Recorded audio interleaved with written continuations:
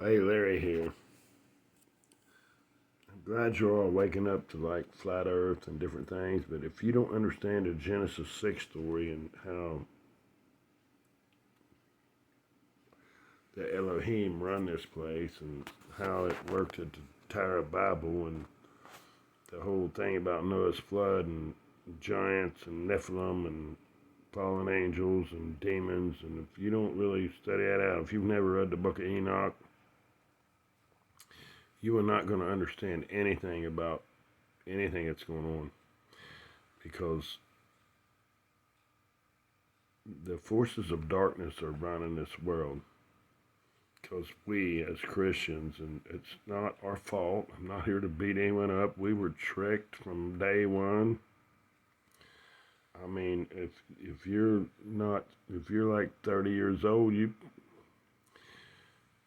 we don't know the truth. You really have to seek after it. And when you really figure out that Greek mythology is real, like Thor was a real dude, and these guys in the Bible, they were fighting the Elohim, the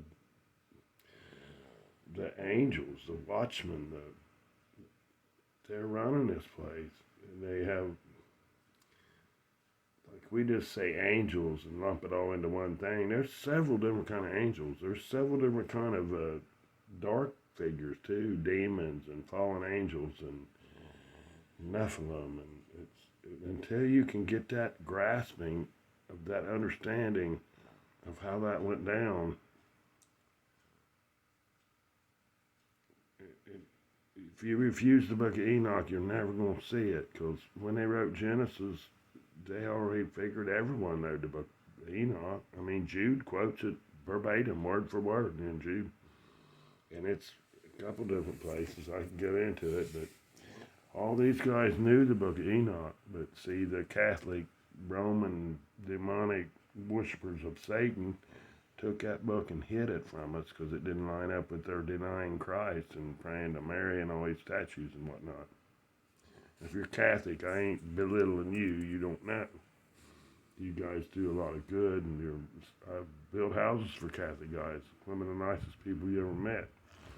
But when you get down into your roots and what you're really tied into, you might come out of that beast the whore, I would say.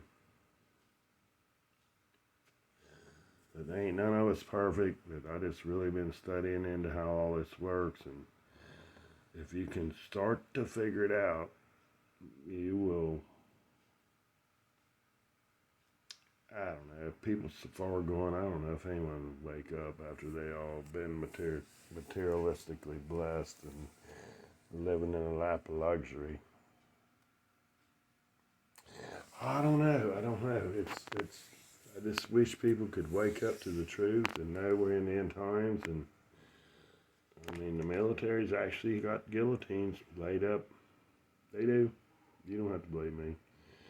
And the Noahide laws, if you ever look into that, they're on the books, and every president for the last, forget how many presidents have signed off on it.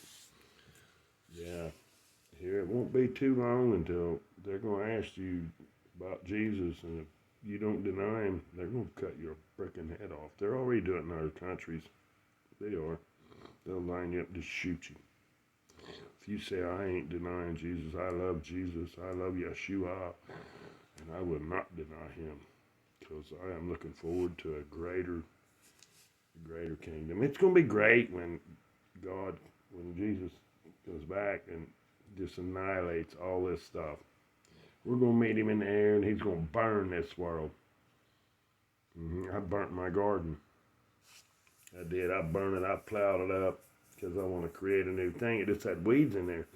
But I took a tiller to it, and I put brush, and when I cut my grasses, the tall grasses, I'd put them on the garden and burn it, and I totally thrash that earth. But there's coming a day when Jesus is going to come back in the clouds.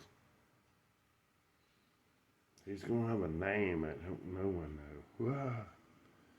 But he's going to regenerate this earth, and then all these evil people are going to be cast into outer darkness. And if you trust in Jesus, if he's your lawyer, as it were, get your case thrown out of court, and then you get to live in a world that knows no evil.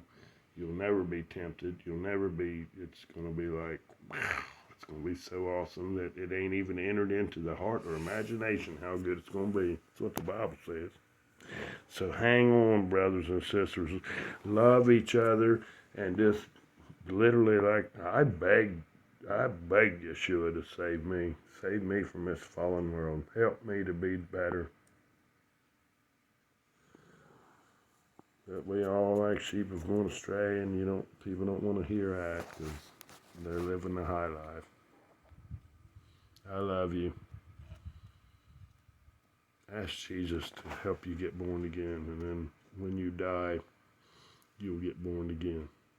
If you don't die completely believing in Jesus, you will not be born into life. You'll be born into darkness. And the whole world's tricked, and it's a shame. But it says it. Satan shall deceive the whole world. There's a strong delusion that even the very elect should be fooled if that were possible. And it's going on. I mean, I was fooled for most of my life. I'm still tricked. I don't know it all. We just see through a glass dimly. We just don't know. It's like it's said. The good things that is to come hasn't even entered into the heart or imagination of man how good it's going to be. We can't even figure it out because we live in this fleshy world. And just, I could go on and on. I love you guys. Seek out Jesus. Knock. And ask him to help you. Even if you're completely ignorant, just trust Jesus because that's the only way out. Love you. Later.